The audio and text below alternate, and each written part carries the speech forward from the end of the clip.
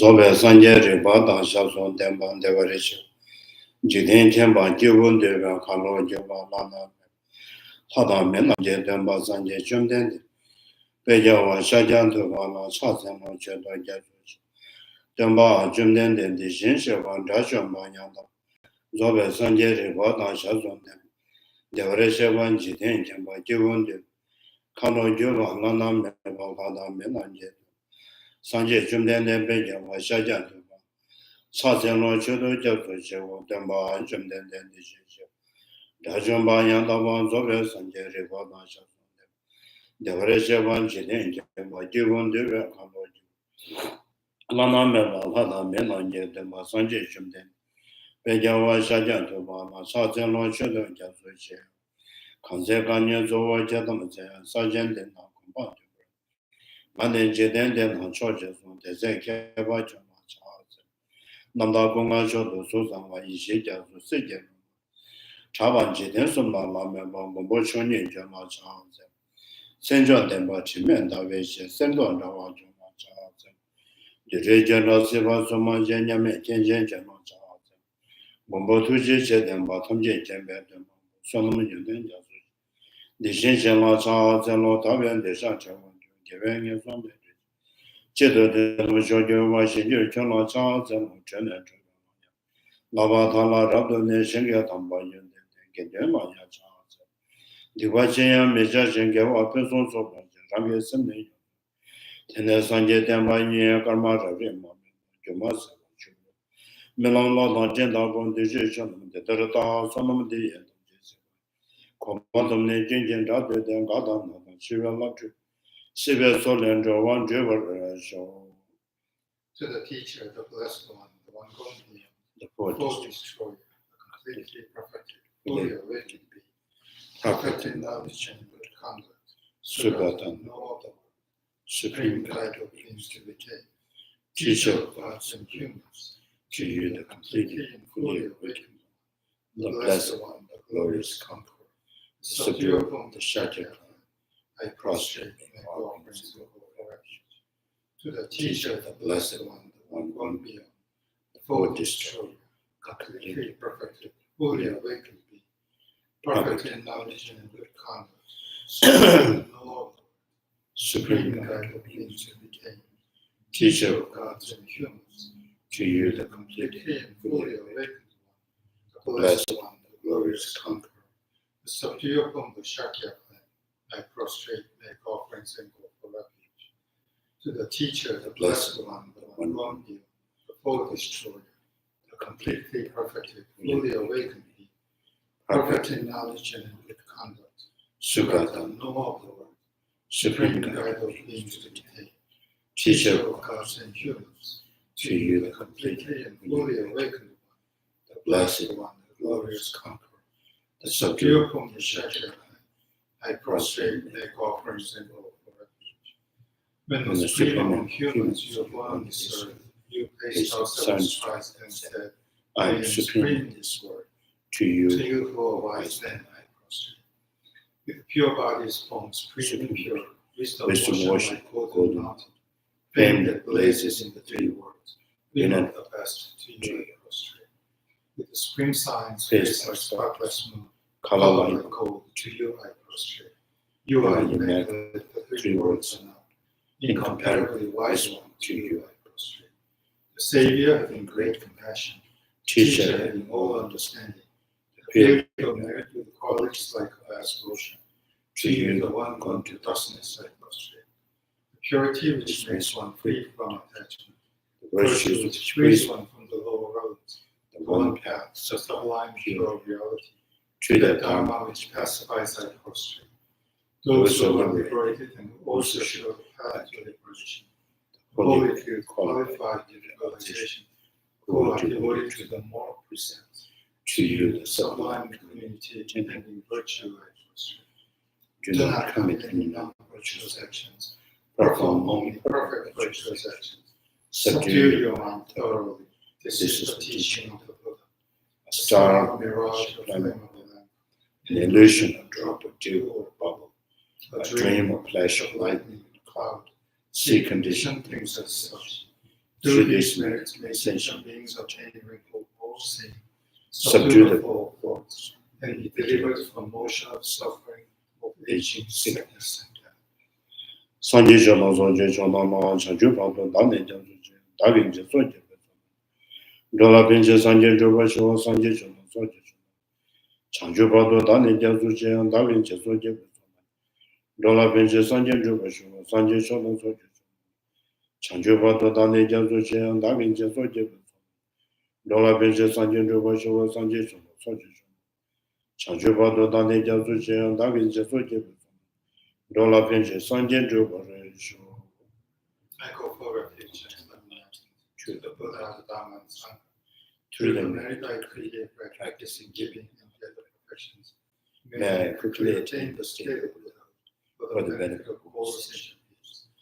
I go for refuge and enlightenment to the Buddha, the Dharma, and Sangha. Through the merit I create by practicing giving and the other perfections, may I quickly attain the state of Buddha for the benefit of all sentient beings. I go for refuge and enlightenment to the Buddha, the Dharma, and Sangha.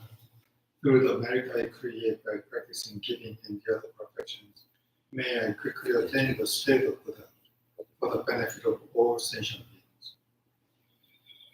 Tamje de Mala Sha Zaman de la Sanje Jumden de Anden de Shin Ban Da Jumba Yan. Zobe Sanje Riva Da Shazun de Man de Reshe Ban Jiden Jibun de Kalo.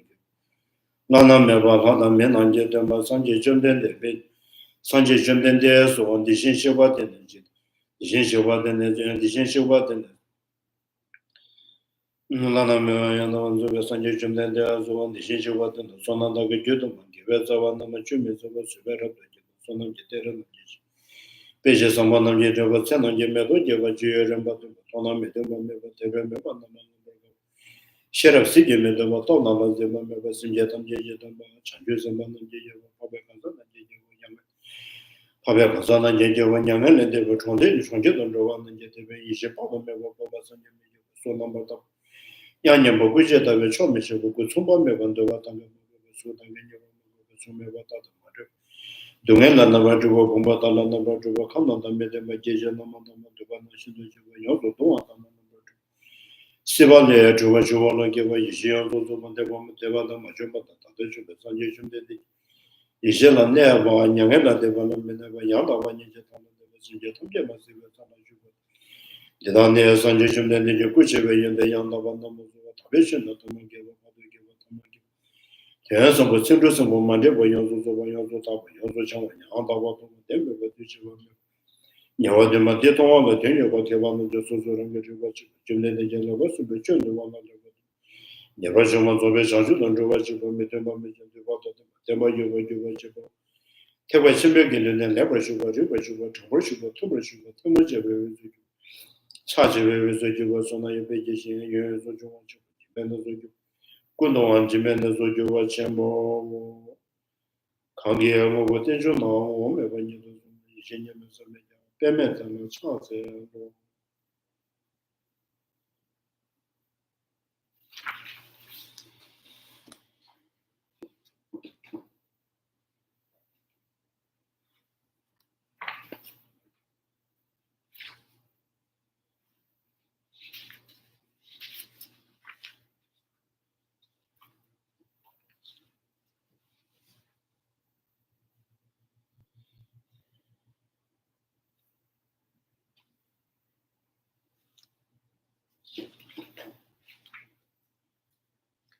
So maybe I'll read once again from the chapter 13. So some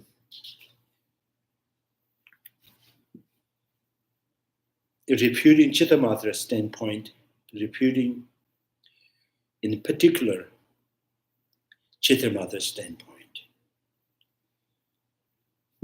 So this has three parts: refuting the intrinsic existence of the consciousness with no external reality, refuting proof for intrinsic existence, dependent nature, and how the word only in the statement about mind only does not reject external reality. So refuting intrinsic existence of consciousness with no external reality. This has two parts: presenting opponent's standpoint and refuting that standpoint. Presenting the opponent's standpoint. Proponents of the consciousness, Vijnana Vadata, who are unable to bear the Madhyamika standpoint presented thus far, go about establishing the meaning of the scripture by propounding the standpoint that does not reflect the Buddha's intentions, but it is instead created out of their own preconceptions to state this standpoint clearly as outlined in their own texts. The first, the opponent positions is presented. So the mind-only school is kind of, actually following the second turning wheel of Dharma. So whatever they could digest and understand, so whatever that they could understand from the second turning wheel of the Dharma, so it's not really complete understanding of the second turning wheel of the Dharma. So there's some kind of creation, some kind of preconceptions from their own point of view. It's a proponents of a consciousness. Vijnana Vada is the same thing as a Cittamatra. Cittamatra, yeah. So this from the beginning, this is,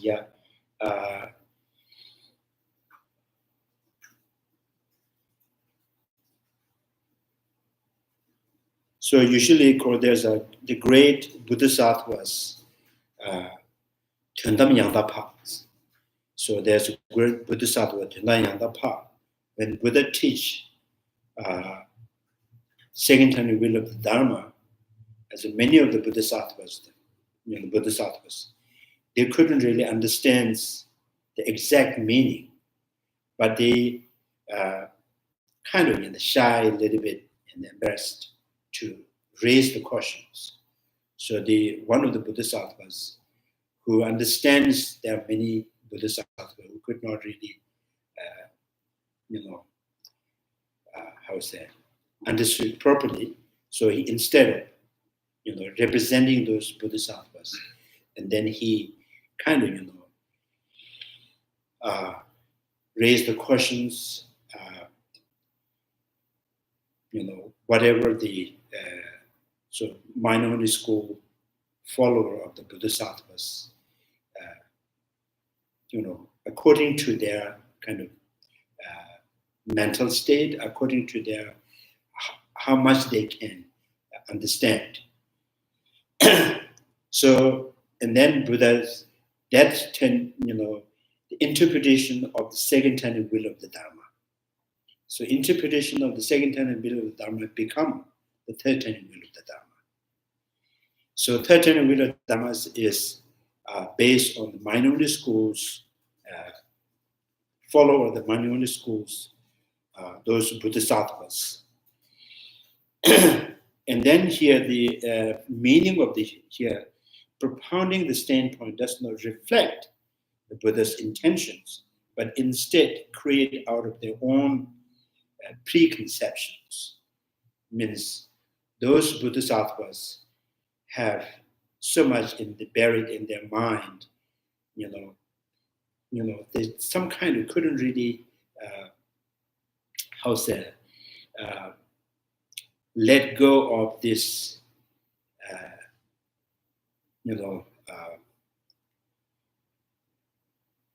concept of the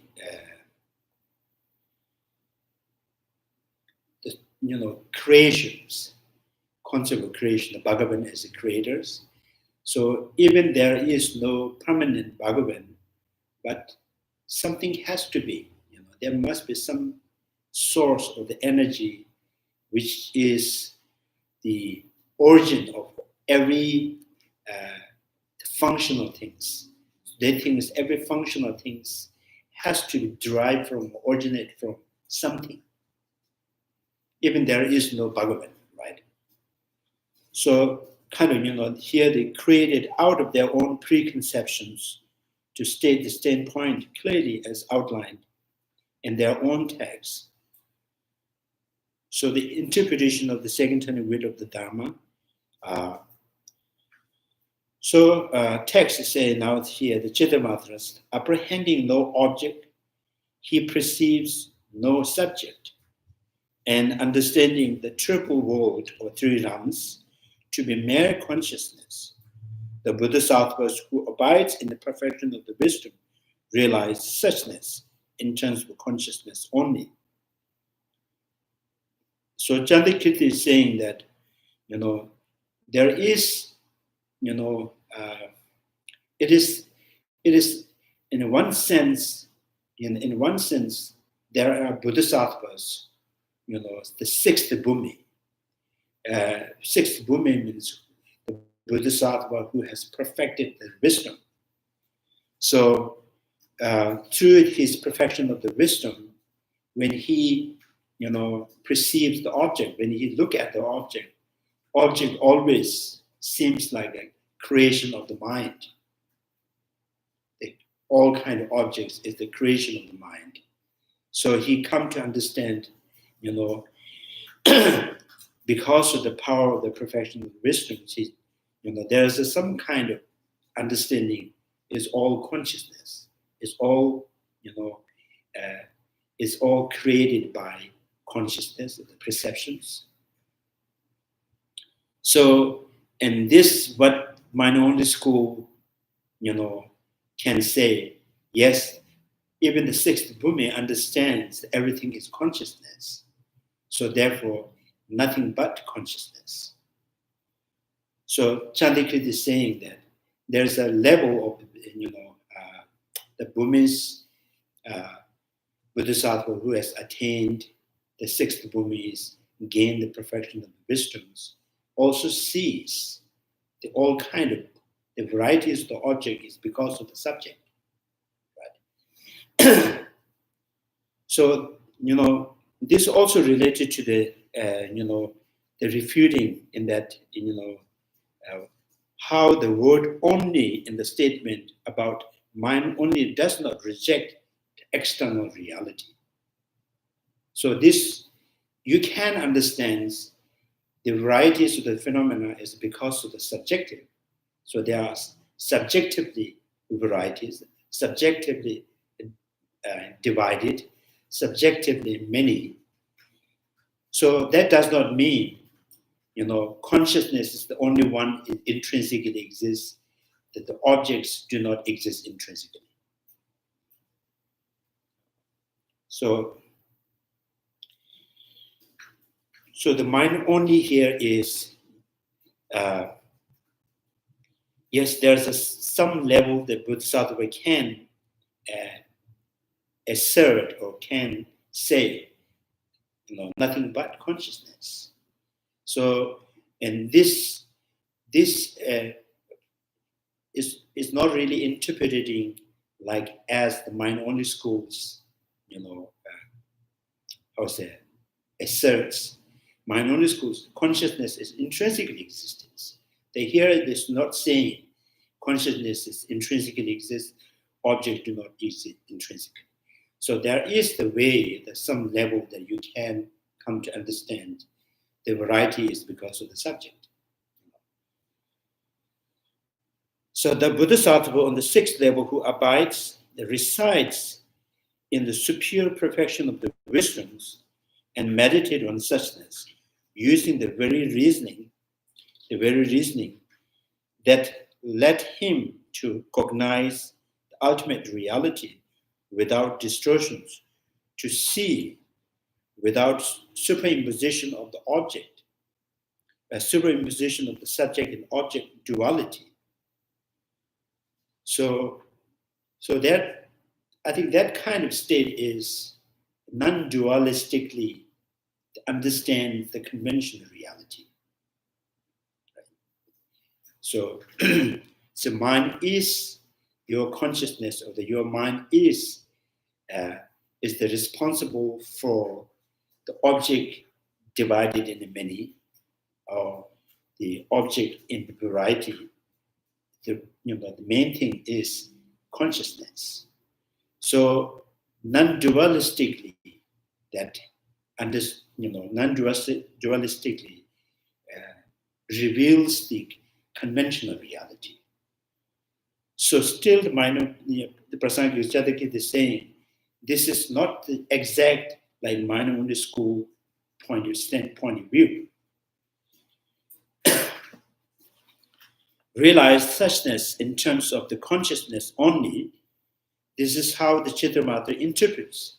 So Cittamatra, this is, the consciousness, the only one that intrinsically exists, truly exists. This Bodhisattva also realized that mind and mental factors, given there is no external reality, are mere dependently originated entities with no correspondence to external reality. So this is therefore referred to as realizing suchness in terms of mere consciousness. When asked, how does such a Bodhisattva realize suchness? They respond as follows. So Bodhisattvas sees everything is rise from the mind, everything is manifest from the mind. So each particular perceptions, mental consciousness also manifests or the arising or, kind of the merge from the foundation consciousness or the mind only as a mind basis for all, or you say alaya. This Bodhisattva has established through the reasoning to be presented below, the phenomena such as form emerge from the maturation of the inner habitual propensities. So even the form, sound, smell, taste, textures, all is mature from the inner habitual propensity, which resides within the mind basis form. So he is apprehending no object separate from the mind. So without them, he perceives no apprehending subject separate from such object, thus thoroughly understanding three realms or the triple realms, three realms, mere consciousness. So hell realm is nothing but consciousness. The God realm is nothing but consciousness. All manifest, mature from the seed that is within the mind basis of all. He cultivates a familiarity with this suchness of non-duality, and though the such familiarities, he sees this suchness of non-duality directly with his own reflexive awareness. So the inner awareness. He sees the suchness of the non-duality directly with his own reflexive awareness, having pursued the gradual familiarizations in the past. The Bodhisattvas on the sixth level realize suchness in terms of consciousness only. If all this is consciousness only, and there is no external reality, how does mere mind possessing the aspect of such external reality come to arise? So now the question is, question to the minority school, say, if there is no external reality, so why the eye consciousness sees the form outside of the mind? Why air consciousness hear the sound outside of the mind? So what is the condition? So now he is saying this, just in the ocean whipped by the windstorm, waves rise high one after another. So the ocean is whipped by the windstorm. So the mind basis all is like the ocean. and then the karmic, force, whipped by the karmic force, and then each seed, different variety of the seed, that's emerged from or manifest from the mind basis of all, high one after another. So form and seed of all. So form the seed of all, the foundation consciousness. Mere consciousness arises through its own potential.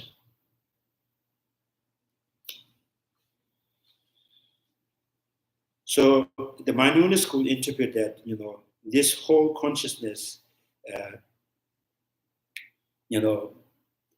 eye consciousness, ear consciousness, nose consciousness, tongue consciousness, body consciousness, mental consciousness. It's all kind of, as, they were as a seed, which is lies within the mind basis of all. The karmic force, they kind of, hit on the mind basis of all, and all these seed manifest. So just as in the great ocean, the source of wave, for example, when it is whipped and beaten hard by the windstorm, so what previously seemed calm and as if sleeping gives away to the wave that rise high and up one after another, as if competing with each other. So all these manifestations, maturations of the different kind of consciousness, like competing each other. So like that, the imperfect dependent world, imperfect. So this is like contaminated dependent originations, uncontaminated dependent originations. Contaminated dependent originations like anger, attachment, jealousy, like those afflictive emotions, and then the compassions, love, wisdoms, all these kind of, imperfect, the contaminated dependent originations, that is mere consciousness arises from the foundation consciousness, the seed of all outer and inner phenomena. Anger and anger's object, attachment and attachment objects. So in the eye consciousness and its objects, air consciousness and its object, subject and object both from the foundation consciousness. So seed of all outer and inner phenomena. So the maturations of its potentials commensurate with their own class. These potential would deposit up on foundation consciousness through the ceasing of afflictions, such as attachment and virtue, such as faith.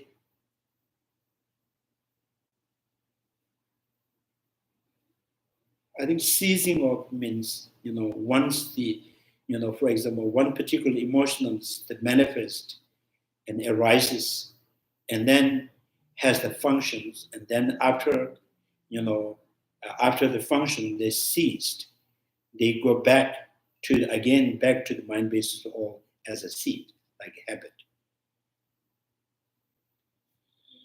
So the child is conceived the world in the dualistic terms of subject and object, dividing it into inner and outer world, inner and the outer, not the shits, inside and outside. Yet no object exists, not even the slightest, so that is the substantially separate from the consciousness. Not even the slightest that is substantially separate from the consciousness. So there is no form, sound, smell, taste. Of course, the objects that are also, the apprehended by negative emotions or positive emotions, or the sensory perceptions. So inner and outers, right?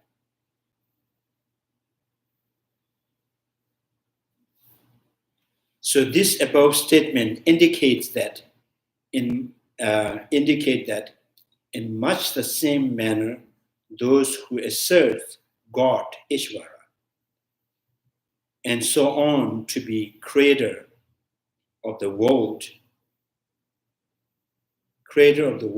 of beings, the proponents of the foundation consciousness speak of it as the bearer of all the seeds, since it is, basis of all the entities that are perceived as the object of consciousness. So now this saying, the Chandrakirti is saying, this kind of,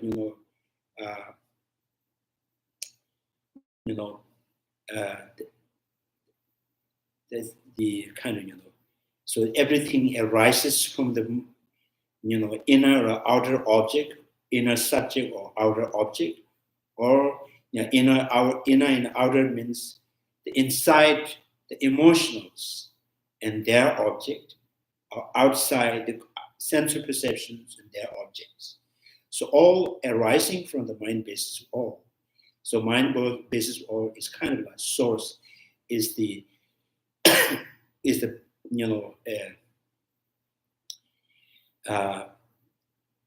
and as everything rise from it, everything dissolve within the mind basis of all. So the idea, so when the second turning wheel of the dharmas, there is no any indication of, the one source that everything manifests and dissolve back. So there's no intrinsic any basis. Buddha did not mention anything. Buddha did not indicate anything. So then, how this mind-based, mind-only schools, Cittamatra, Bodhisattvas, have this kind of,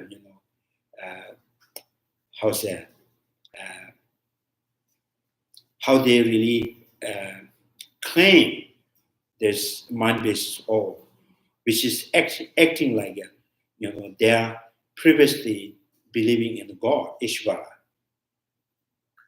The God, Ishvara, is the source of all creations. So I think the creation is also sometimes says, even in the ancient Hindu, the way the God creates is God Himself. He Himself come out and He dance in the energy and makes the world, planets and human beings, all kind of sentient beings. And on some kind of the ancient sage, they says no, God did not really make it, physically. So God is the source of that. So that everything can be possible.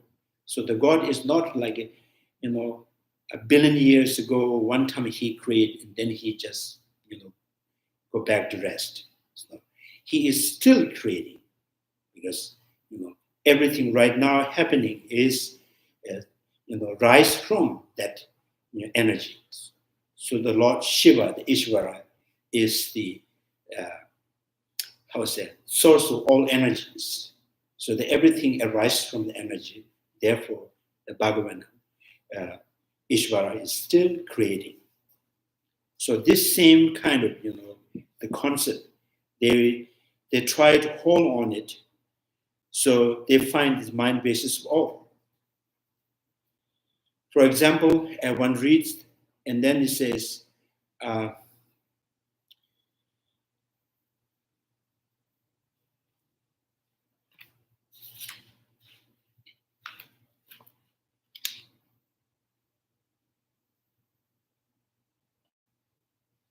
so this is from the, looks like, Wonchu Jurmawa Namnis.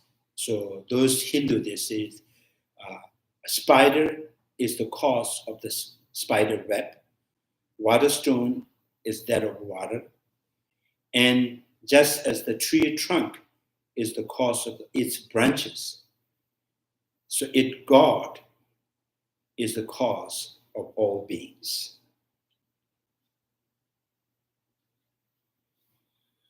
So in this way, the spider is the source, of the spider web. Water stone is the source of the, which sustains the water. Tree trunks is the base for the branches. So in this way, the Bhagavan is the source of all conditional things.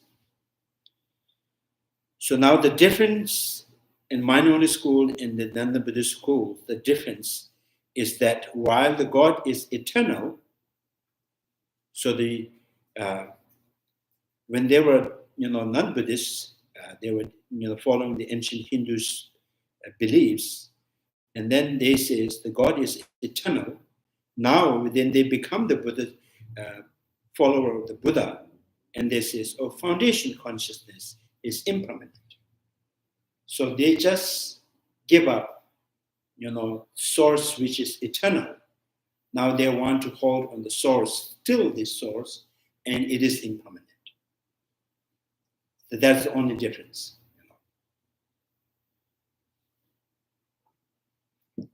So they just kind of,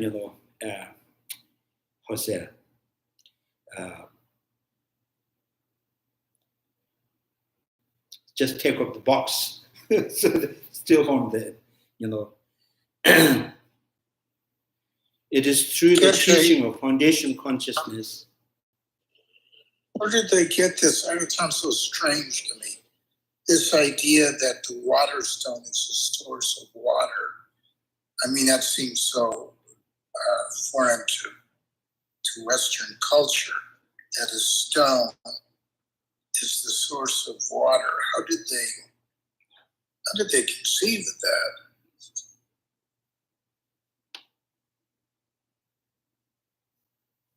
So do I have to explain to the Western or you?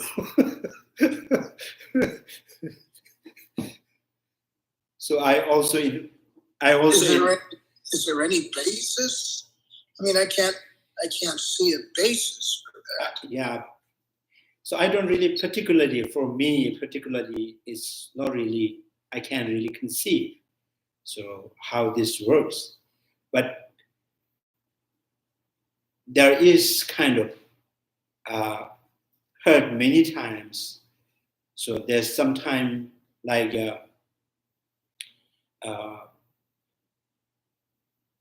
there was saying that we call Shushel. Shushel is anything that cold. There's a, sometimes usually there's actually the Shushel referring to the glass. So Shushel is the glass, the water stone is the glass. And then here says anything is cold that has some kind of, from the, water that the sustained or kind of sustained by some kind of coldness. The coldness, within the water, there's some kind of the glass-like something, glass. So I just heard that. The glass, like that's something that can hold water to be cold. So that is the energy, some kind of energy that sustains the water. But I'm not sure that anything that substantially you can really, to prove that.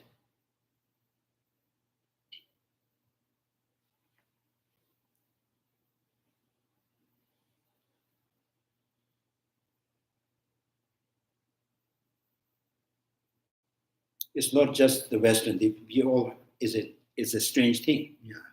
But it, many times I heard the Chusha is always referring to the glass. The glass is not like right now window glass that is in the stone. Maybe there is underneath the water, there is a stone within the stone that has some kind of, the energy that keeps cold.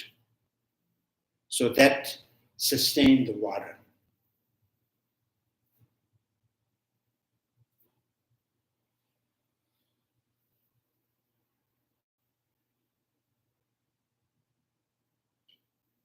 Maybe, yeah, I don't know. Maybe water, the stones that are underneath the water is kind of conditioning the water.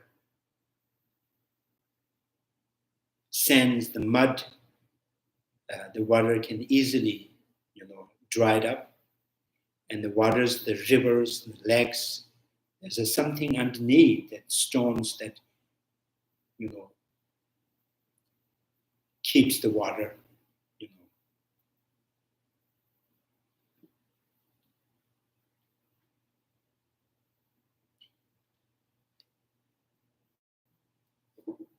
So I think we should do the experiment. You just keep the water in the bottle and then put the stone, like those black, we call chudo, water stone. The stone that are in the water. So if you put it in the glass and then keep the water, so you see without that stone or with stone has some difference or not. So if you want to keep, the water for a long time, for a longer period of time, maybe those stones helps to keep the water, not to be dried up easily. So I think that's the idea of the Chushel water stone. It's not really exactly the glass, but the stones, the pebbles, there's many things, right?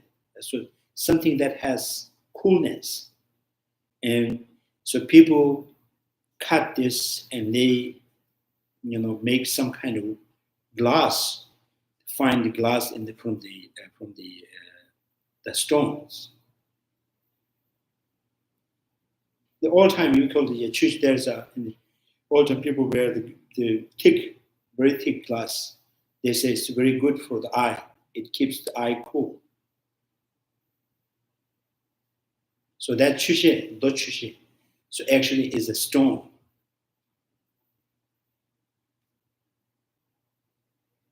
Anything you find in the Google? It would not mean ice. Huh? No, not ice, not ice. It's a stone which,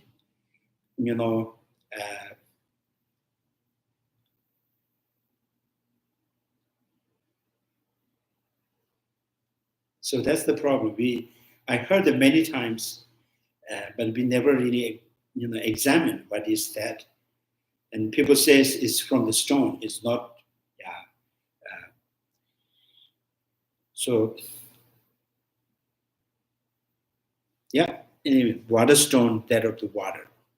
So something in the water underneath that is one of the conditions to sustain, to prolong, or to help the water to keep keep running, keep functioning.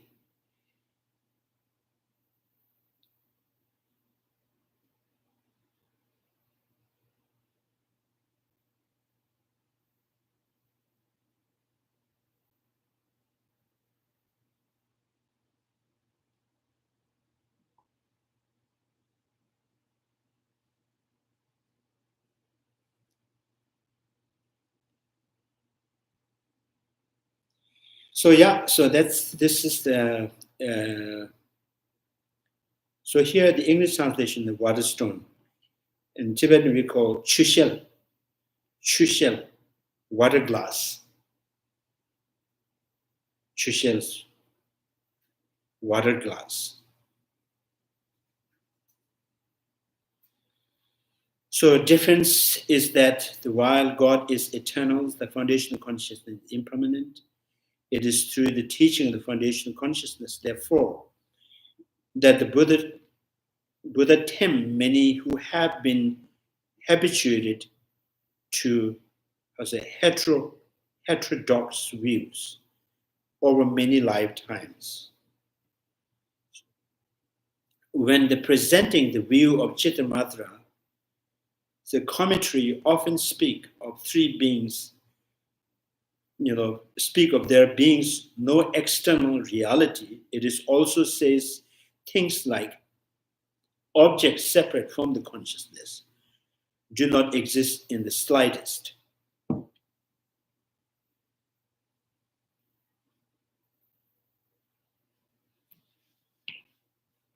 Chushen namni,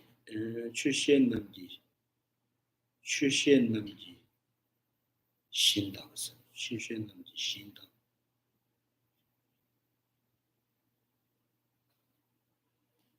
Lasha yegan namni tes.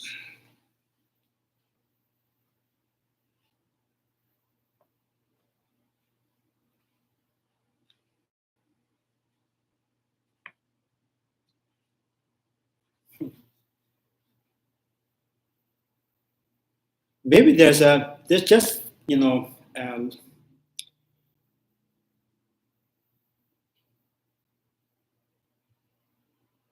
I think ancient culture or some kind of, there's a knowledge that talks about, the some small legs,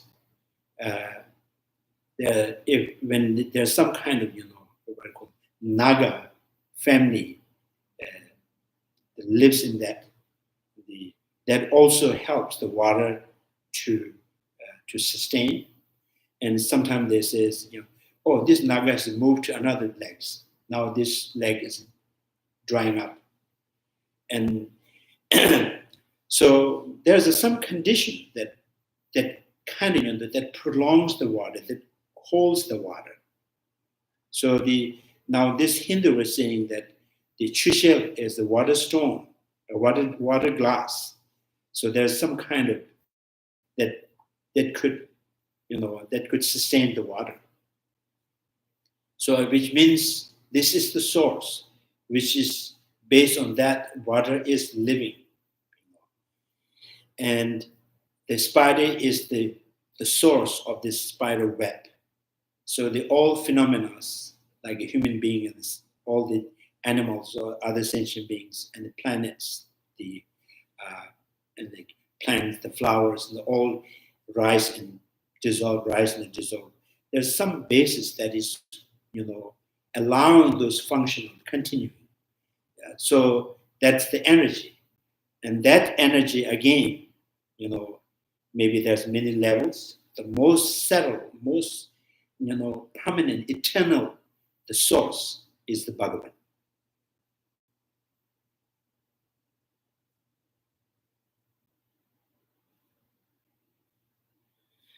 I heard there's a story of the Lord Shiva and his, he has two sons and wife. In the story that says, all the gods, when there are some kind of things happen out of their control, and they all comes to the Shiva. And Shiva always suggests something, and that solve the problems. And one of his sons says, so why, my father is always, just doing the meditation, nothing but, he's doing nothing.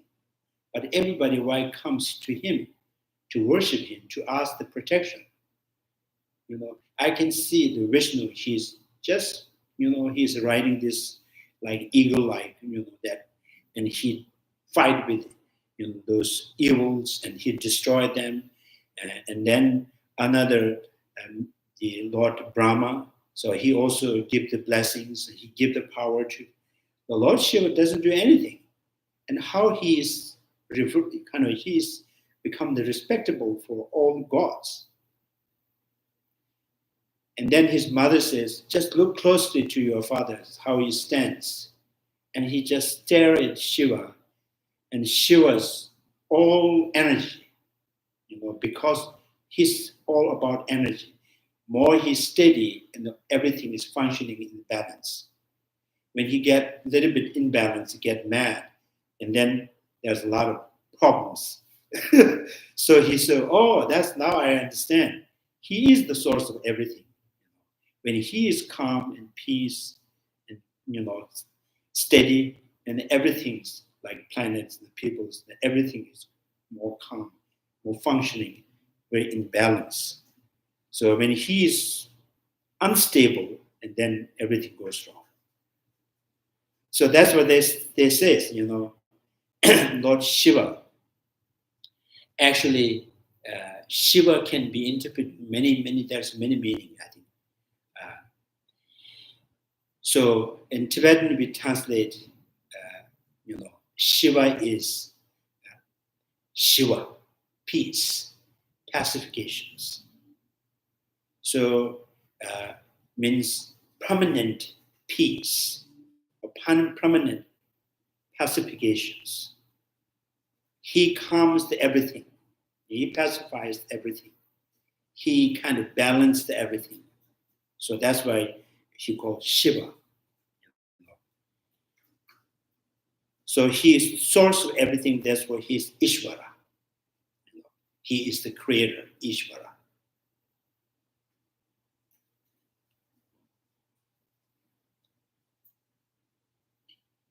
So that now, in the story, only in the story they talk about, so many stories about the Lord Shiva. There is no really any physically you can prove that he exists. So now, many of the Hindu, they believe that the Shiva's, residence, is in Mount Kailash. It's in Mount Kailash. Some says not the Mount Kailash itself, So above the Mount Kailash, right above the Mount Kailash, so there is Shiva's mandala, Shiva's residence there, So right above the Shiva's residence, his what called palace, and then there's the god realms. So he is right in the between, in human realm and god realms.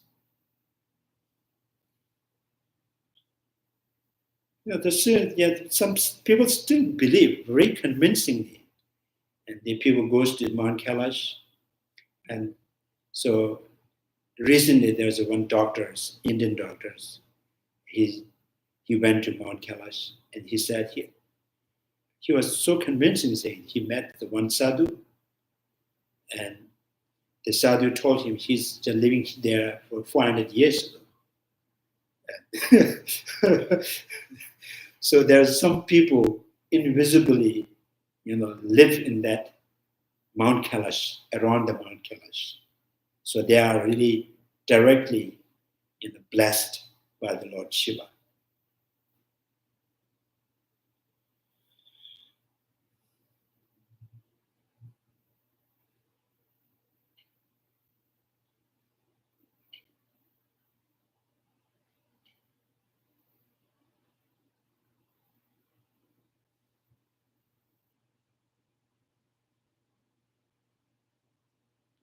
So there are so many, but still, because it's still mystery, so people can comment on many things. Some Sadhu Hindu, the great masters, they says, Shiva is just one person. It's just one person. And then when we talk about the story about his wife and his son, it's not really another person, Shiva himself. Shiva is in the energy, is a combination of the two energies. So one side of energy is female, one side of energy is male. So it's attached. So that's why it says Shiva married with Uma, Parvati, Parvati,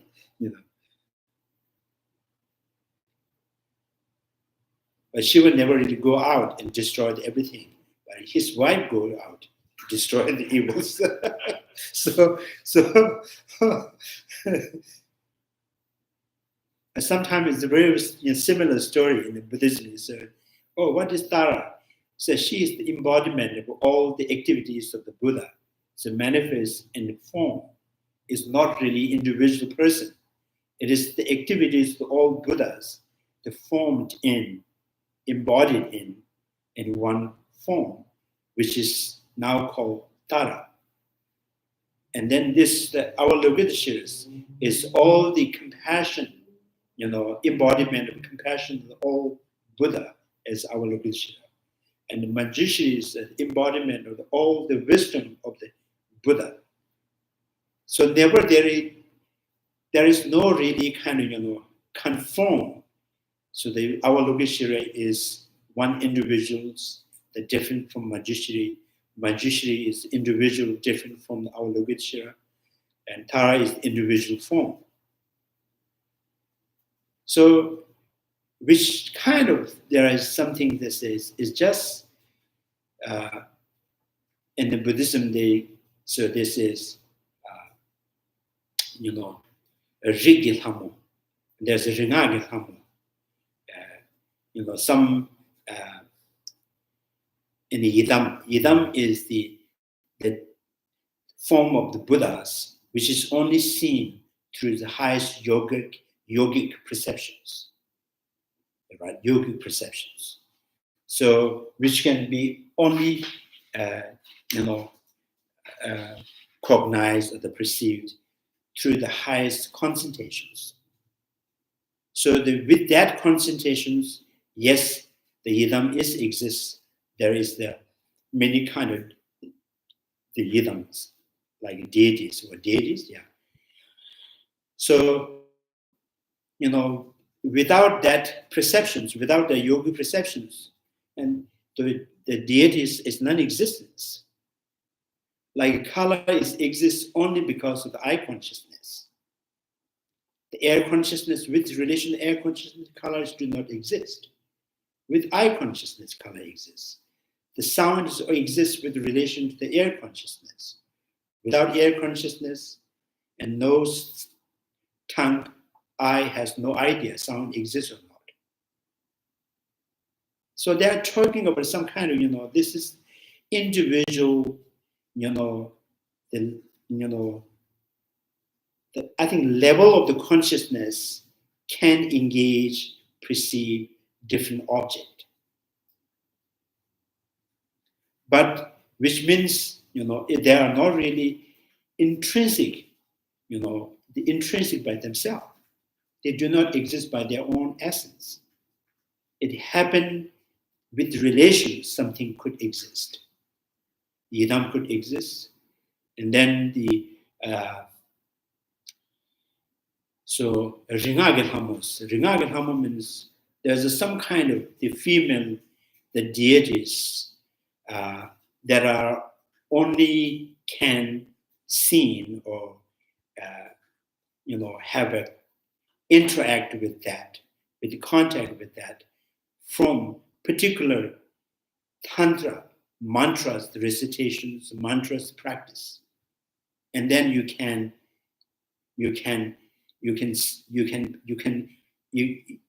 interact with those the deities. Without that mantras, you have no access to understand those existing of the Ringagilhamu. And some born as a human being, Bodhisattvas, there you can see with your eye without high concentrations. You can listen them. You can listen their teachings, without gaining any realizations. Right?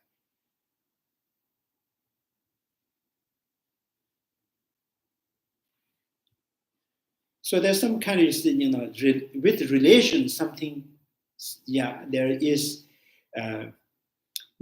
many Buddhas, many form of the Buddhas.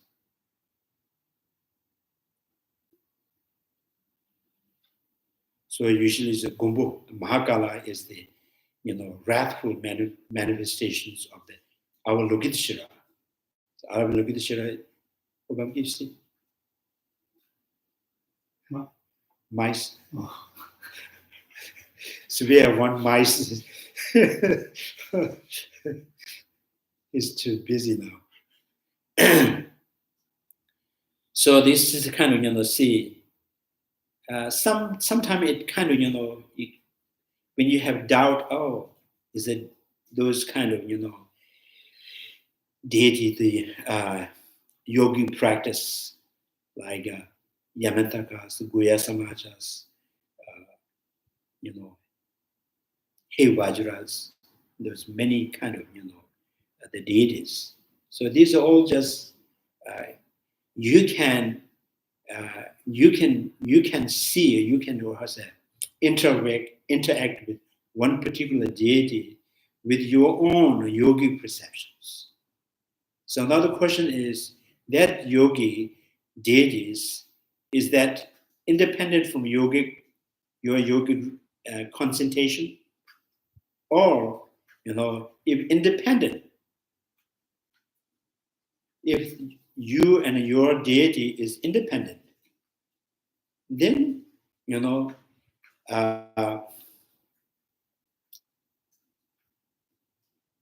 so the yogi deities must be exist by their own essence.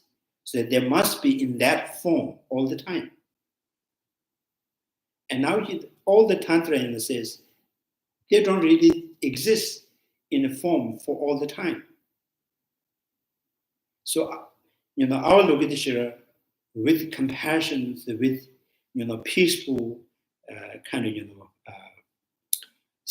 state of concentrations, and you can appear our Lokitisha in peaceful form, with another kind of, so if you have targeted to overcome some obstacles, for that reason, you invoke our Lokitisha, and he will appear in a wrathful form. So the different purpose, different intentions, so that changed our Lokitisha form. Is he by himself changing his form, or your perceptions, your intentions are different, your kind of, the purpose of, calling out the deities is the difference. Therefore, there's a two form.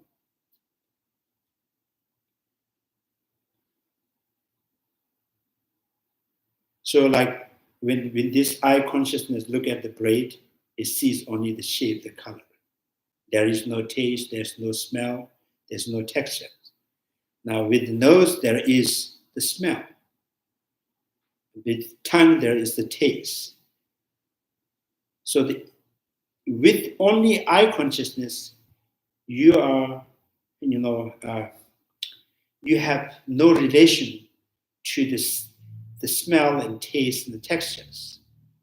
With only through the nose, you have no relation to the, form, textures. Only the smell. So then the thought consciousness all together with the mind, so saying that, oh, eye consciousness, I just saw the shape of the color.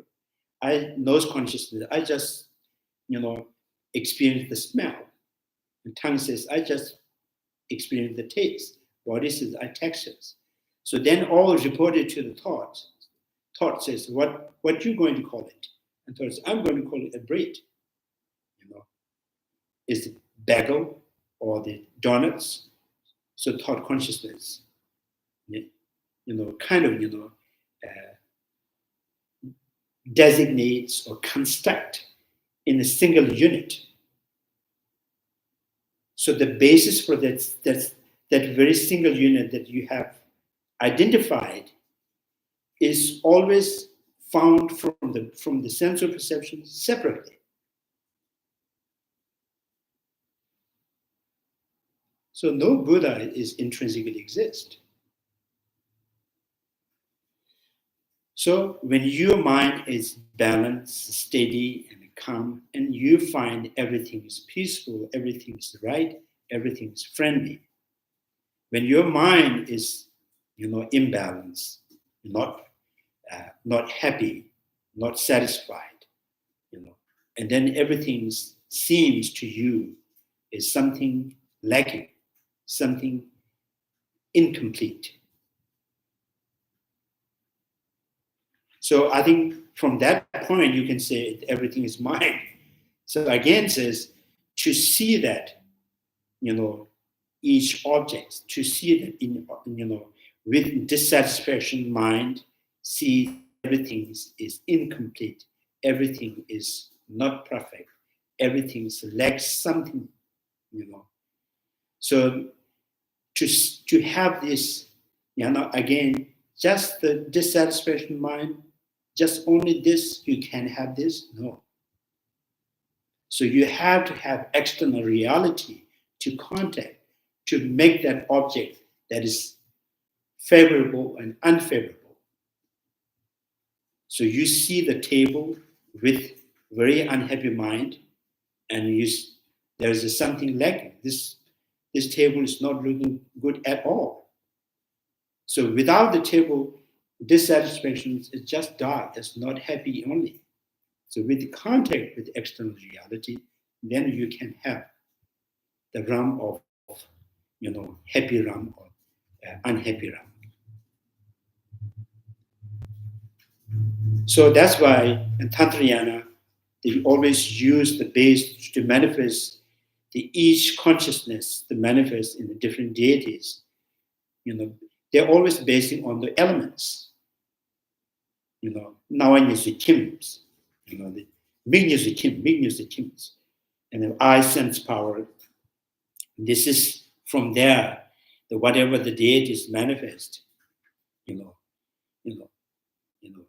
the form of the element level is earth element, and the color is white, and then timber, from the elements here, and anything deities formed, and this is element is the fire, form is the red. So you are basing on something that is substantially exist, based on the element. So you're just, forming in the particular, individual deities. So now here, usually when you see the braid, your thought is, forming, identifying in a single unit as a braid. Now here, the deity concentrations, your realizations, your meditation, your concentration is the responsible to impose, to construct the deity. So the deity is nothing outside, externally exist. So in this way, you continuously doing these concentrations. One day you can see everywhere all the deities. It's possible when you see someone coming to you, and you can also see that person with, in the form of deities. Because you have imposed so much, right? You have imposed so much, and it's all not only your projections, it's not superimpositions, but you also have the reason to form that person in this, in the deity, so in the, Buddhas. Because of the nature, you understand the nature of the individual persons, and every, ultimate nature of the consciousness, and then the possible of forming into this particular deities. So it's not a wrong perceptions. I'm having some confusion when you use the word substantially exist, and I tend to equate that as meaning something that conventionally people have agreement that thing exists. So, I mean, even when people think they agree, everyone has their own view of any given person. Everyone experiences any given person differently in their own way. I guess depending on their own elements, their own emotions, and all that. And now it sounds like you're saying, it sounds to me like you're talking about substantial. I'm not saying I'm right. It sounds like you're talking about substantial in that sense. And then you're talking about deities. They don't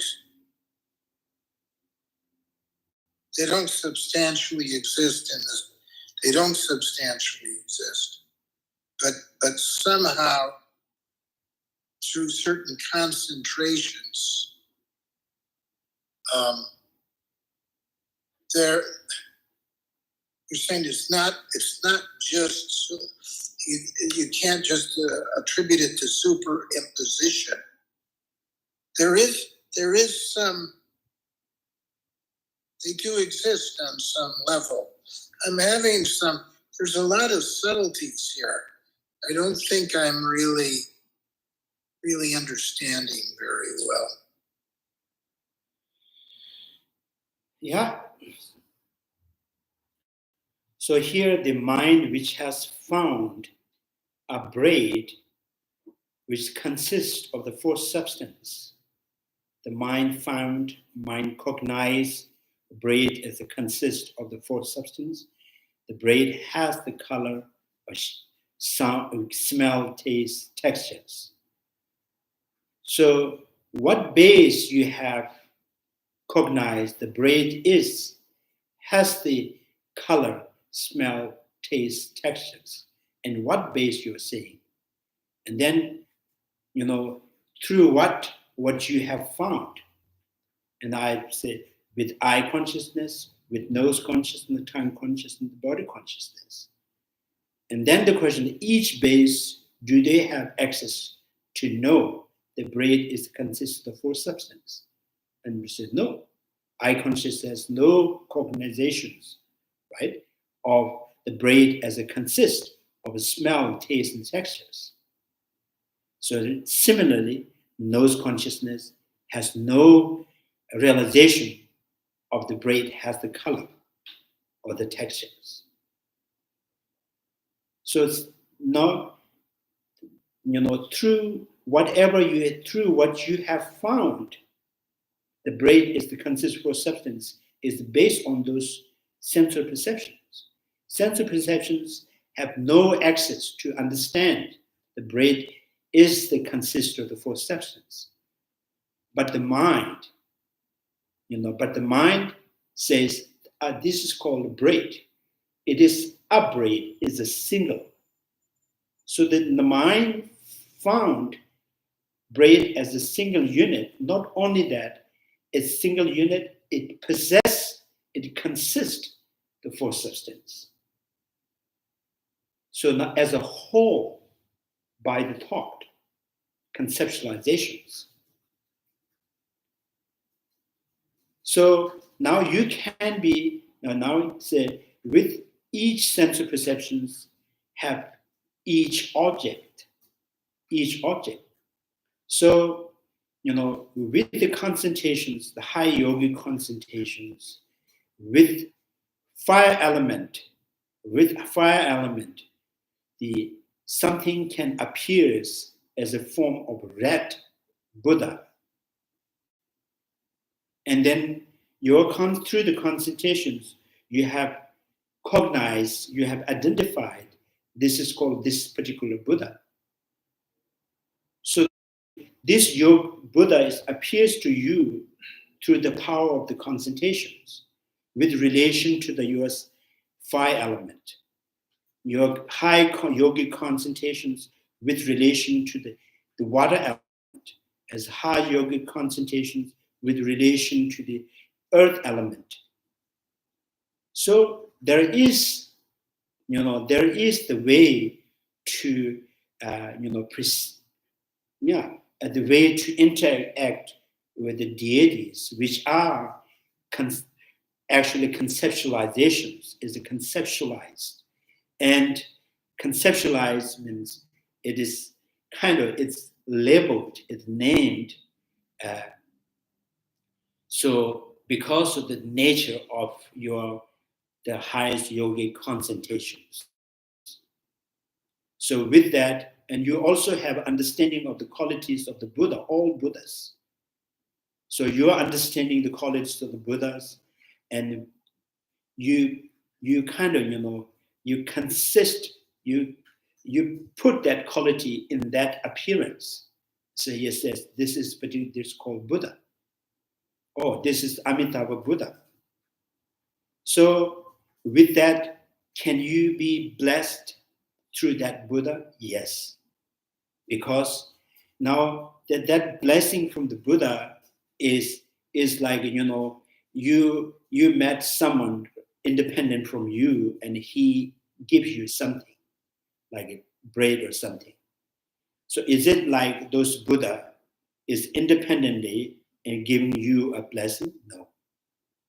So the Buddha, to being able to perceive that Buddha is it's conditioned by your realizations. And the blessing is from your side. So your side. And you can also call this power of receiving the blessing from my own creation of the Buddha, my own creation of Buddha through the consultations. How can I call it, I got blessed from the Buddha? The realization itself is the blessing from the Buddha. So Buddha's teachings, Buddha's knowledge. So yeah, it is not like independent people. The deities are not independent people. Independent people, you can find Shakyamuni Buddhas is independent from you. Right? So all the deities are not independent.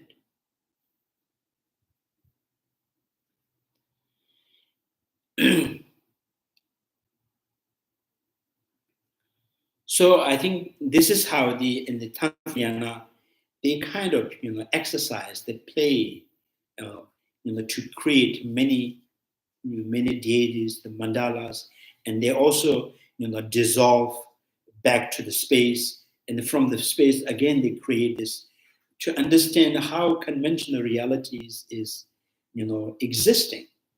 What is the nature of their existing? Is the creation. So you just instantly create a whole mandala, and instantly you can just dissolve back to the space. Again creates. So in this way you can understand, whole existing is the creation of the mind. So that mind being able to create unlimitedly, infinitely, is because the mind has the nature of the Buddha, is the infinite power, infinite qualities. You can expand your qualities of the mind limitlessly. So you are still, no matter how bad you are, how good you are, and your nature is limitless. So you can, you can push the limit of your understanding more and more, and you can, because there is possible of expanding limitlessly, is the Buddha nature.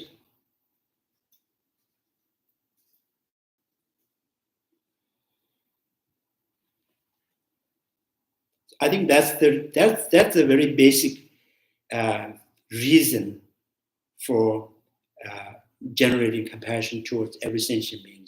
We see every sentient being has this quality, but not recognizing, not realizing their own natures, because they always identify themselves, from external only, with body, with house, with car, with possessions. So they do not have identified their existing, their self is from the consciousness, from the quality of the consciousness.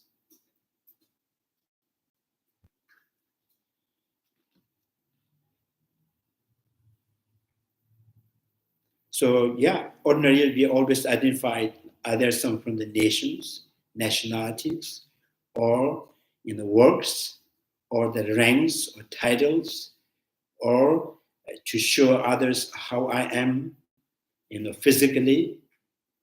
Other than that, do you have any way to identify yourself, recognizing yourself? So this is the kind of, the Tantrayana says, trying to understand the self of the persons from the quality of the mind.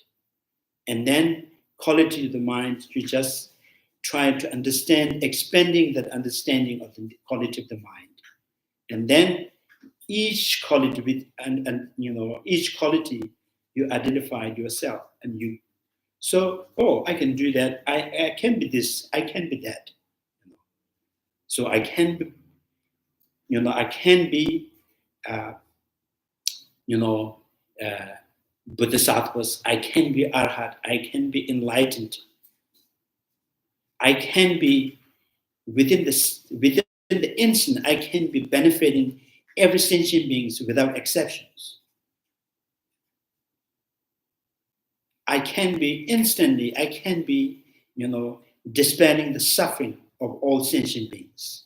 So this kind of, they try to understand, is it possible?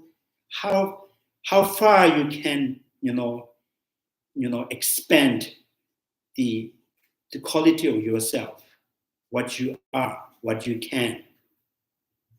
So that's Tantrayana practice,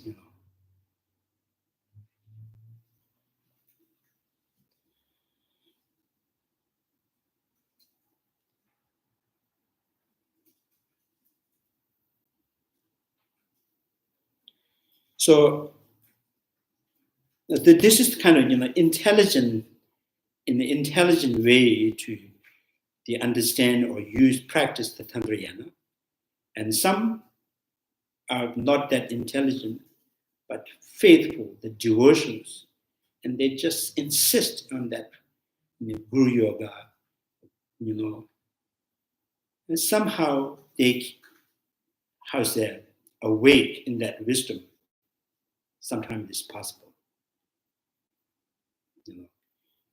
very convincingly, and you just give yourself in that devotion to the Guru, and now, because of that kind of effort, that kind of joyful, that interest, so that sacrifice, that giving up, so it's possible one day you could just awake without any reason. So that's the kind of, we call the follower of the faith. So a follower of the faith can develop some kind of intelligent wisdom, or the best way is to, from the beginning, use your intelligence.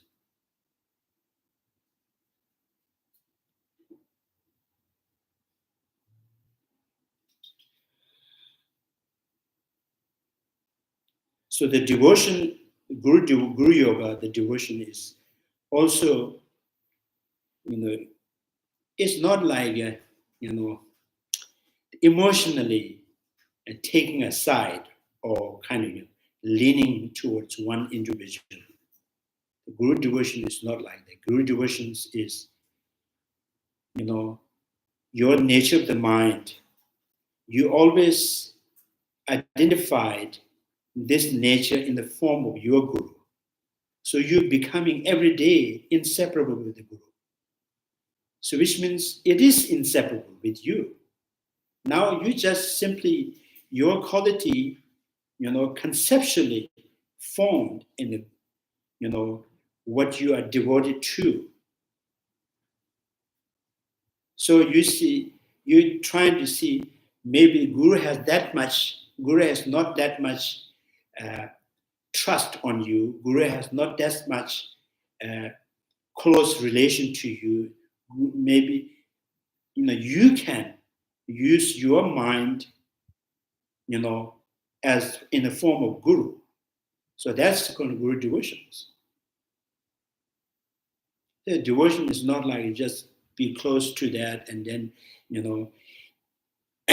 if, just be faithful and not say any bad thing, not try to think any bad thing about him. And then, if someone says the bad thing about Guru and you fight with that, that's not Guru devotion. Guru devotion is Guru seeing your mind as a Guru. So Guru inseparable, not only this life, next life, next life, next life. So that kind of a devotion can awake the wisdom.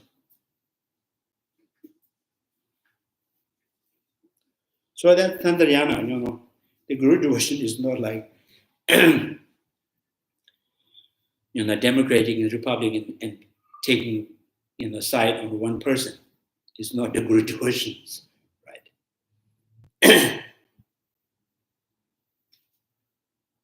So usually we call Guru Yoga. So Guru Yoga is not like a Guru obeying or Guru protecting. It's not a Guru Yoga. Yoga is inseparable. The mind inseparable with something. The mind is abiding. So mind is abiding in the qualities of the mind, which is now in the form of Guru. So that's the Guru Yoga.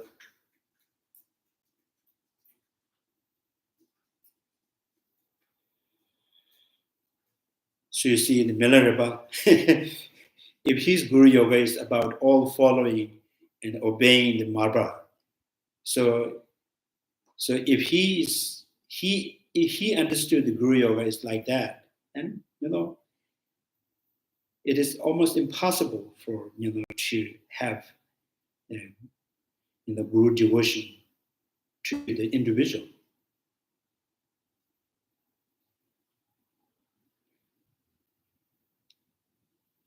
You see this in the story, Marba beat up the Milarepa, and he just lifted and then threw it down on the earth, fainted, passed out. So still, Milarepa has never really, there's even a shake of that the faith, because he sees the Guru Yoga, his quality that can turn into Buddha is his Guru.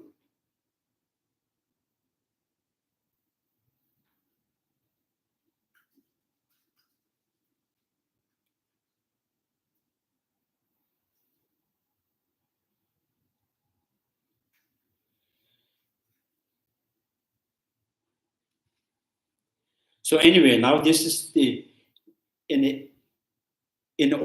ordinary life, or in life in the yoga, or life in realizations, but the creations are always the same. It's always creation. Nothing intrinsically exists. So the creator, what projects things, what conceptualizes, is ordinary and extraordinary, supramundane. Right now, which create, which conceptualize are contaminated. The creations, the quality of being able to create is always the same. When you are ordinary, you are always creating. And when you gain high realizations, that's also what you see and what you perceive are all creation. And even you Buddha and all creation. So now, in what subject, with what subject you are creating? So subject which are contaminated, all deluded mind, all ignorant mind, with that you will create. So right now it's pretty much, it's intelligent here. So having found a braid as a single unit, and it is consists of the four substance. So which is, never found with any direct perceptions, but mind has found. So that is the creation. Is it creating you right now with even a bad person or stupid person or intelligent person, we are all creating that.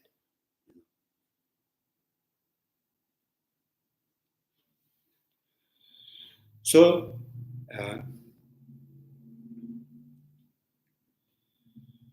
now all the creations is relatively existing, dependent arising, and nothing intrinsic. So the mind-only school thinks is created by the mind is almost like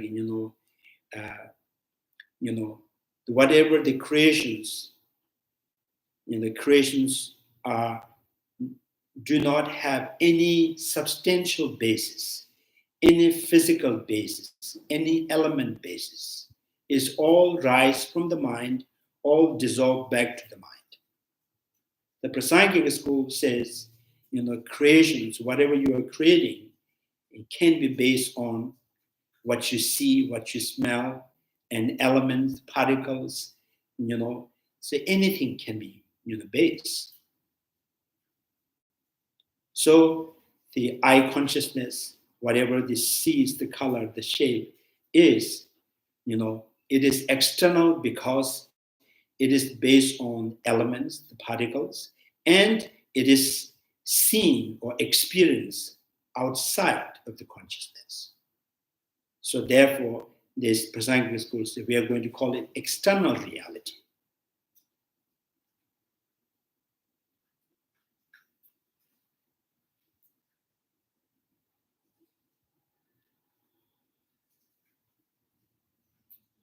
So the external reality, so Prasangic school, external reality is not about the color, the sound, smell are intrinsically, intrinsic in element.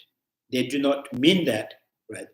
That did not mean that the color is color of the braid is intrinsic and inherent in elements of the particles.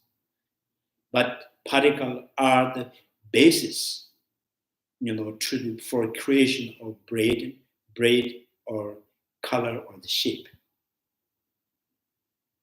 Because the most of the part here, the color existing is light, space, form, and reflection, sense power. So why not? It's called external. Although that external reality is not inherent in light, not inherent in space, not inherent in form, not inherent from the reflection that reflects in the sense power. But it has experience outside of mind.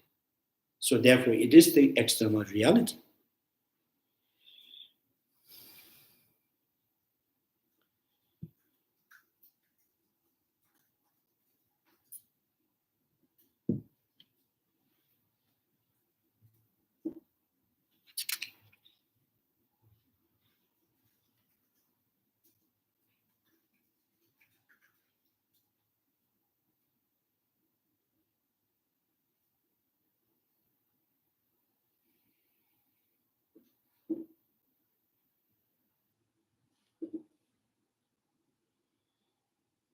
So when presenting the view of Cittamatra, the commentaries often speak of the three beings.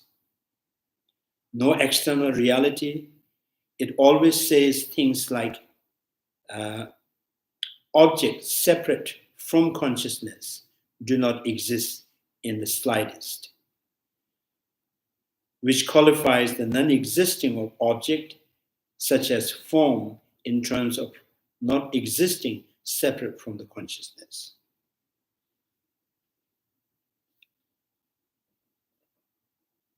So I think, so the Prasangic school is color is external, and color do not inherent in the form of this eye sense power, of the light, of the space, or it is not inherent in the consciousness, but it is called external. So external because it is consciousness experience, by depending on those space and light and form. So therefore it's external. It's not the imagination, right? So now the minority school rejects the external reality, means the color is nothing but consciousness, is a part of consciousness. Very nature of the color is nothing but the consciousness. So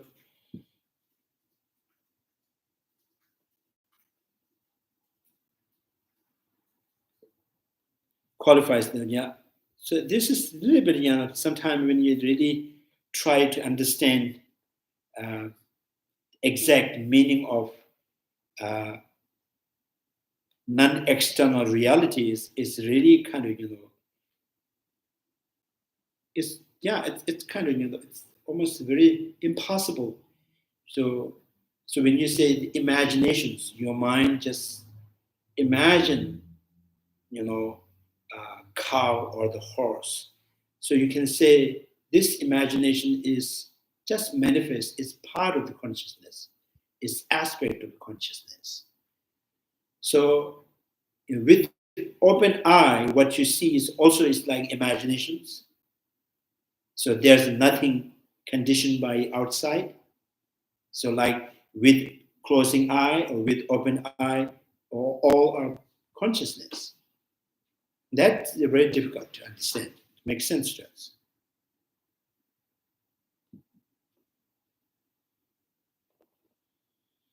So we're going to just end on the line is what is conceived as a physical eye organ.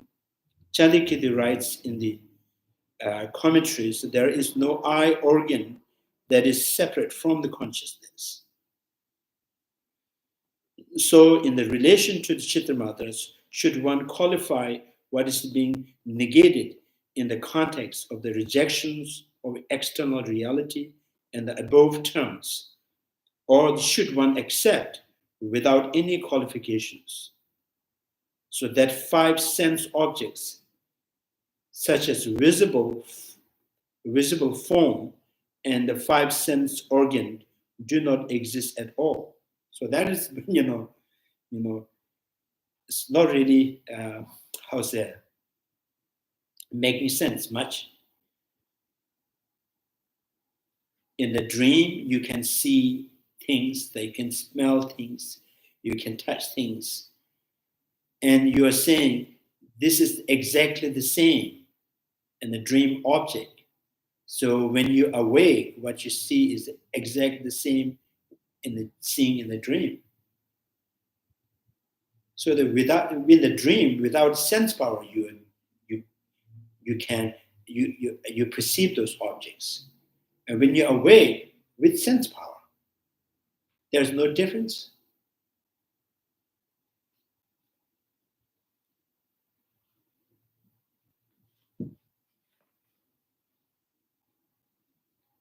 Maybe we can just pull their eyeballs, so you don't need those.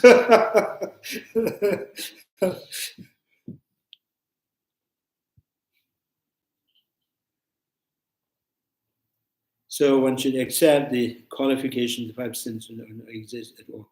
Response: yes, it's in the commentary. Both instances are found, namely with qualification applied and without it.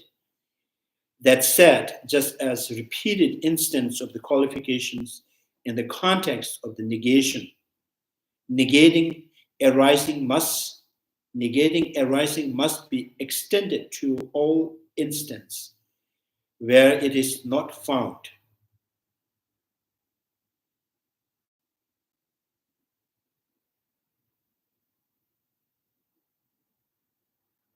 So here, negations is the minority school do not really say that the form is not exist, sound is not exist, taste is not exist.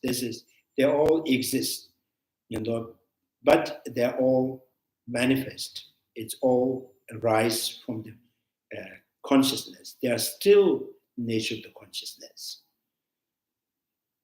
So the negation and the qualification is not external. There is no There's no form external. There's no sound external. There's no taste external. There's no, touch, textures external exist. But there is taste, there is smell, all things. Same must be found here as well. For example, summary of the great vehicles, authoritative text representing the opponent's standpoint says, why is it called appropriating consciousness?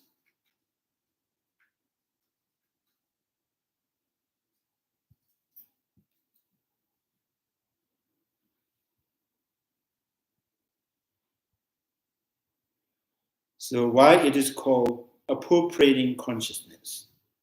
Your lemmas, because it is the cause of all physical sense organ. So yeah, so first it makes sense. It's in Tigdu Asanga's text that says, why is it called appropriating consciousness? The consciousness are appropriating for the next life. As you say in the 12 links and dependent originations, the process of becoming. So the process of becoming is nothing but is the karma. The karma which is now is ready to give rise new aggregates. So that is the process of becoming. The first karma you have committed is called karma.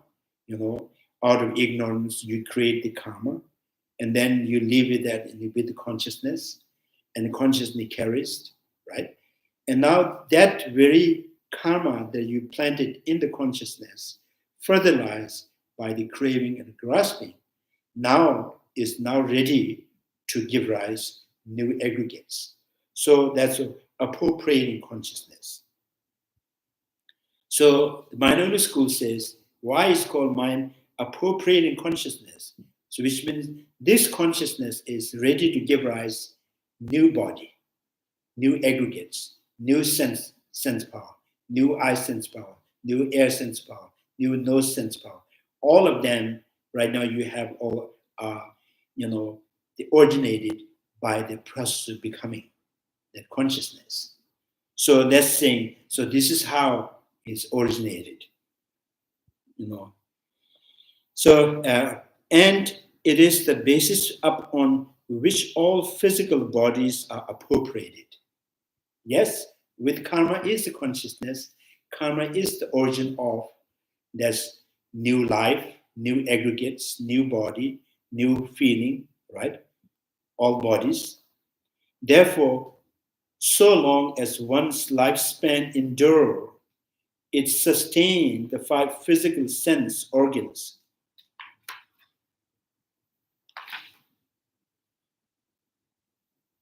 Sustain the first physical sense organs without disintegrations.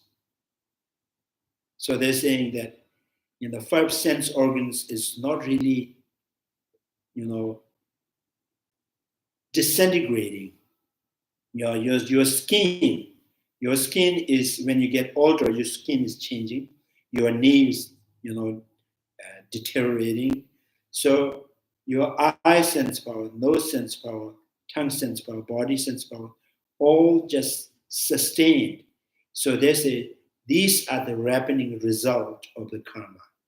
So that ripening results of the karmas are, no different from that mind basis all, is no different from, it is the appropriated by, consciousness, appropriated by consciousness.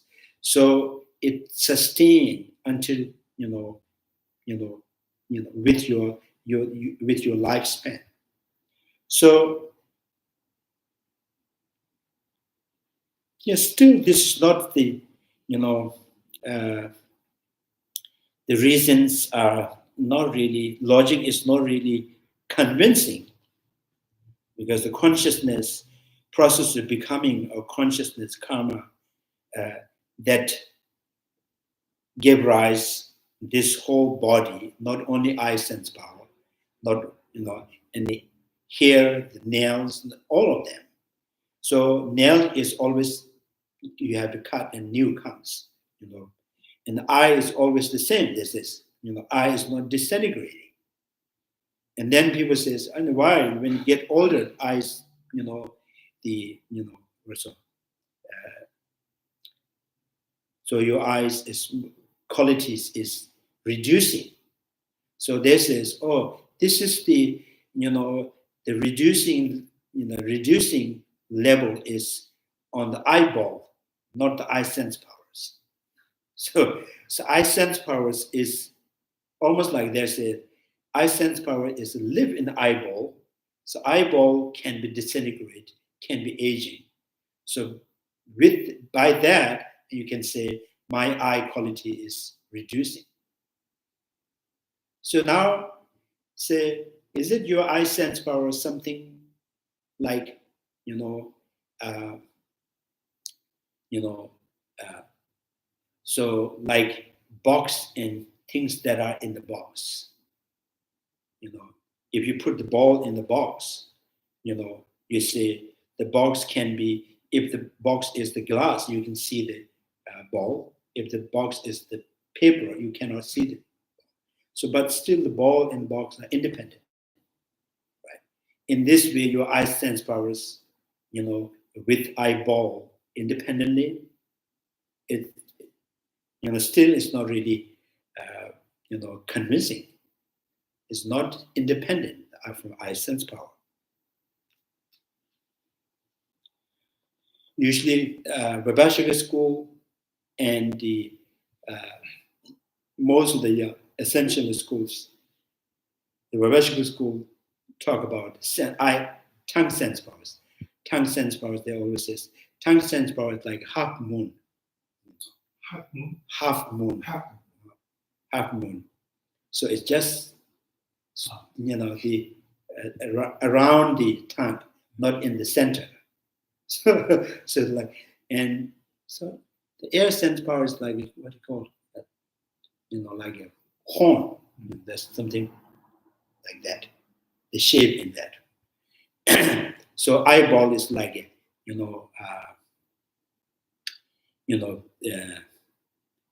like small sesame seed. It's very tiny and very subtle and very fine. So which is inside the eyeball. So it kind of is substantial, it's independent. They already found the shape of that, you know.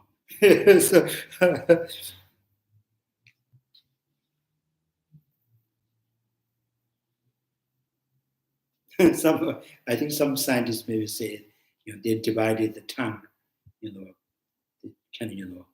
at the locations.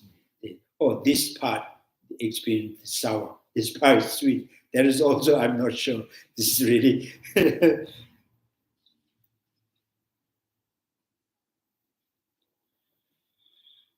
So yeah, the lifespan endures. It sustained the 5 physical sense organs without disintegrating. So that's still the questionable.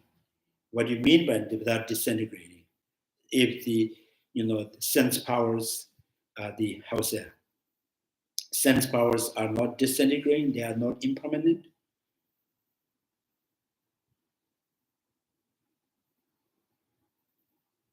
The common ones are all the seeds of the container world.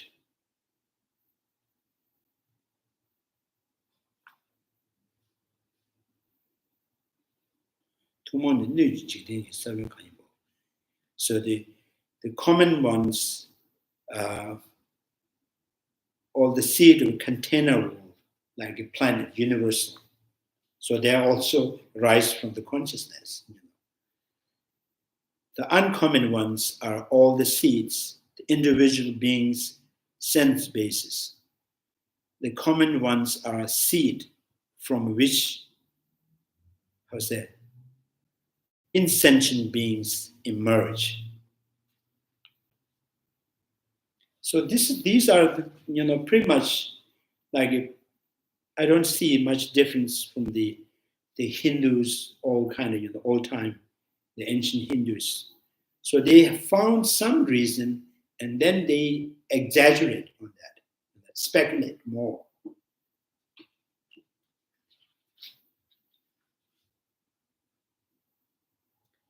Thus, the seed for the container world residing in the foundation consciousness are described as the seed of all entities that are insentient.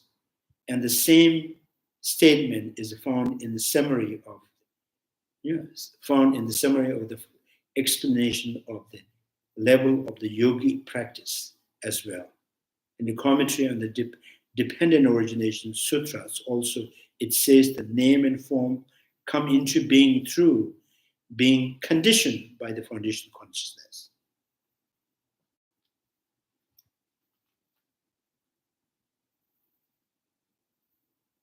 So it identifies name as, I think sometimes it's for us too easy to think about possible of next life.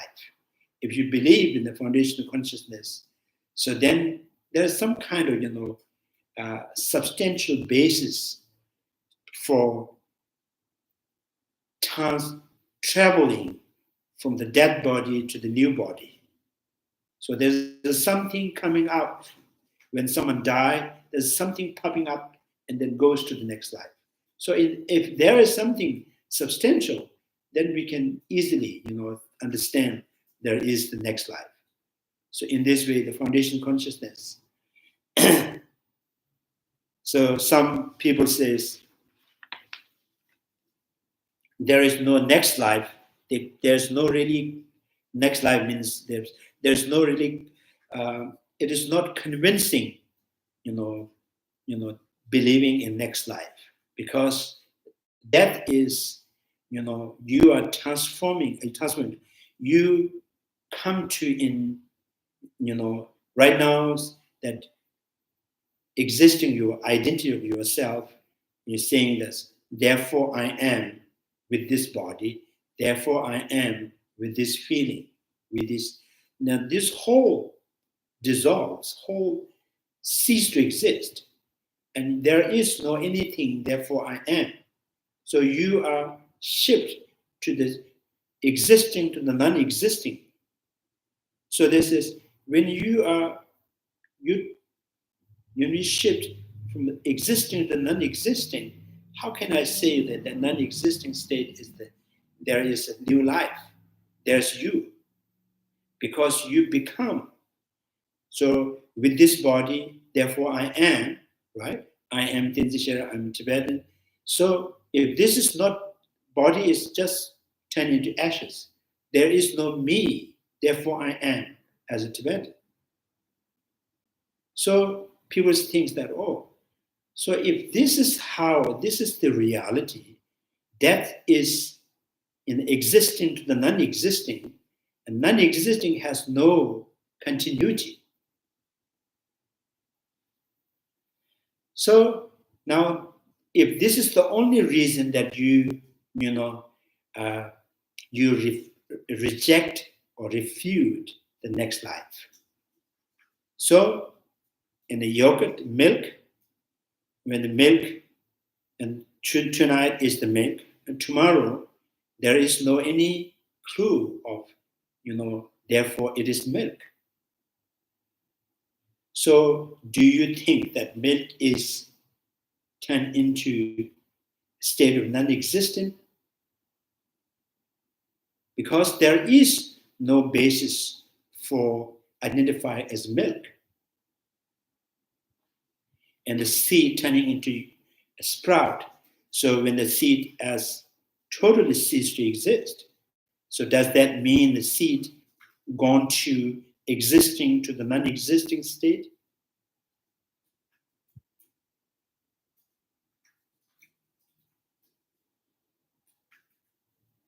So even the normal people, ordinary people, uneducated people, they still understand this. And last night the milk is not become non-existence, it's become the yogurt.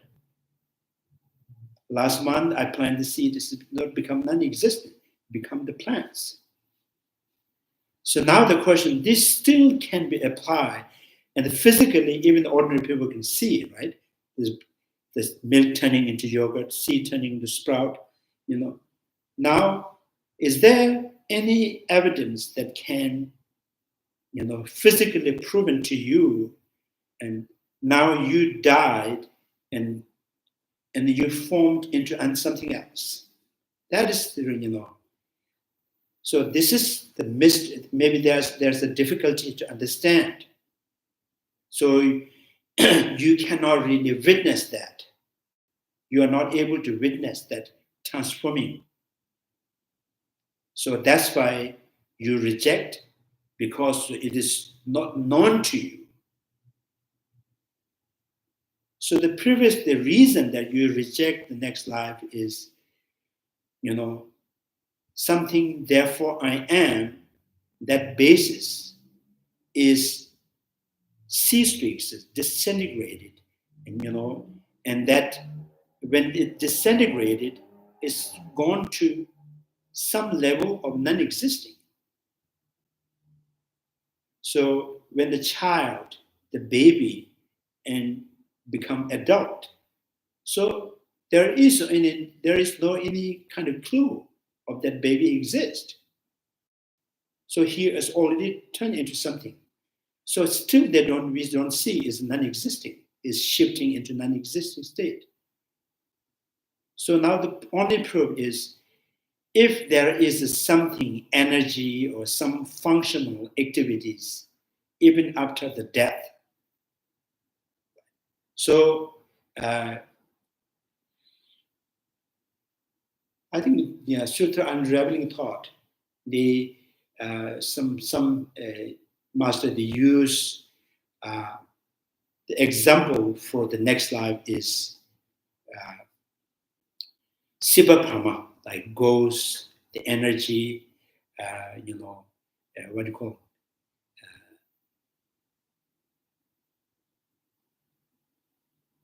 So the ghost is one of the best example too. So someone, after the death, he becomes something, and he is, is identifying himself, that person. He come to the house, he talk to the people, and he sometimes possessed in the people and say, I am that person. So there's something, it is totally non-existing. It's not a totally non-existing. There's some clue, some transformations, right? So in this, if there is transformation, and then are you saying this certain people can transform, or certain people are not being able to transform? That's also hard to prove that. So if everybody is the same, there is something in between, there is still functioning. So why not that without formless, this being can find the form?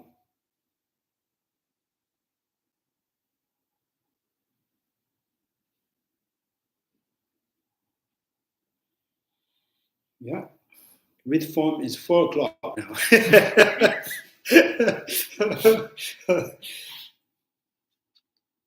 So this is transformations or totally transforming is, you can already interpret that, translate to the non-existing state.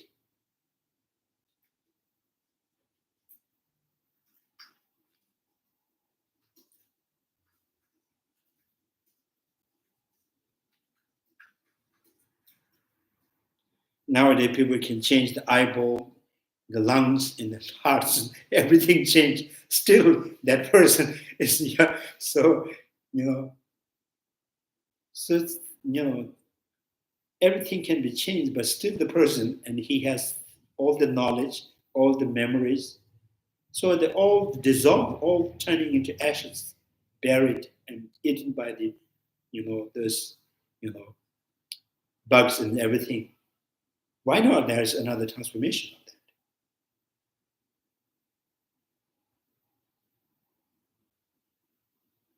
This person's, when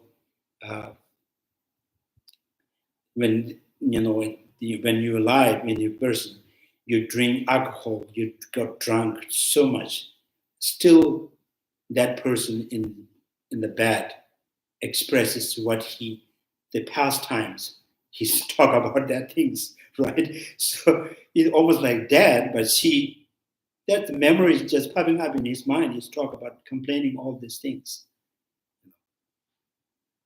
So it's a totally fainted past. So this next life, the next transformations follow the same memory, repeating in that, the person.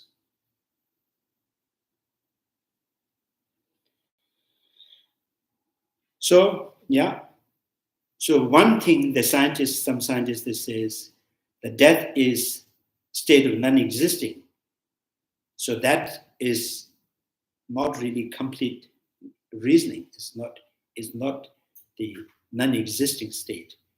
So the proving non-existing state is, and right now to think, therefore I am with this body, with this feeling, with this knowledge, with this name, and that is not there. So therefore it's non-existing states. So these transformations, while you are alive, there's so many things that changes. So I think they have to prove. And the milk changed to the yogurt. Why not? The milk went to existing to non-existing state.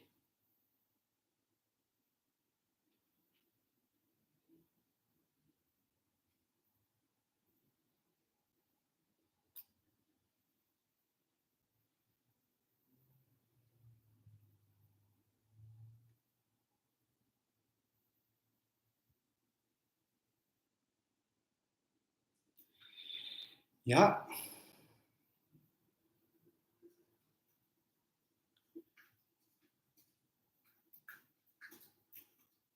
Maybe I'll stop here. I think I want to Go to think restroom. about this. I think I want to think about this in terms, in slightly different terms. I know where this is taking us. See if we can apply it to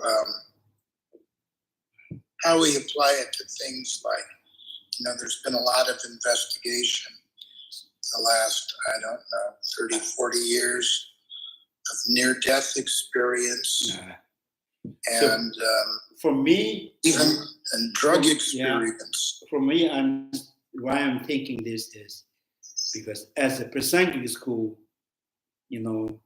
so there is the continuity is just the momentum.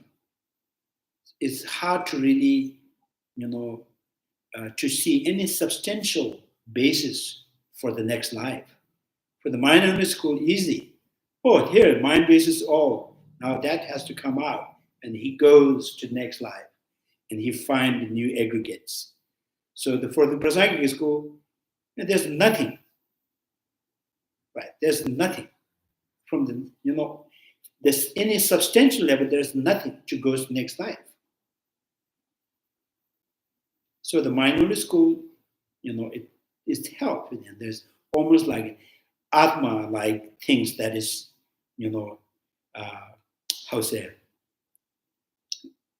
transit, right, from one life to another life. So there's substantially something that goes to next life.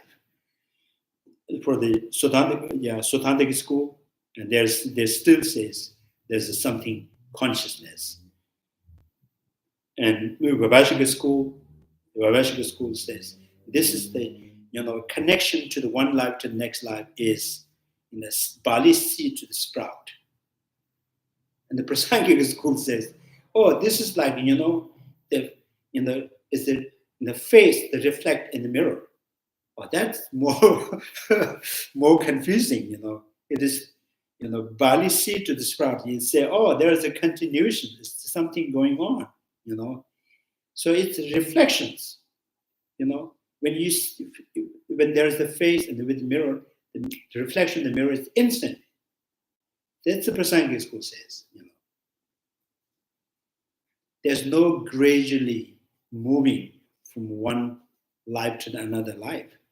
Instantly reflects. So for me, it's more difficult to kind of, comprehend, this, what we call transitions, right? The transitions, transitions.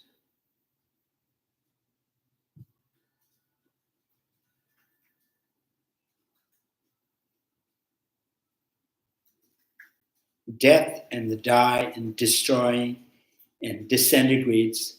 These are no longer is a kind of, has related to the non-existing. Disintegrations, distortions, distractions. So there's something.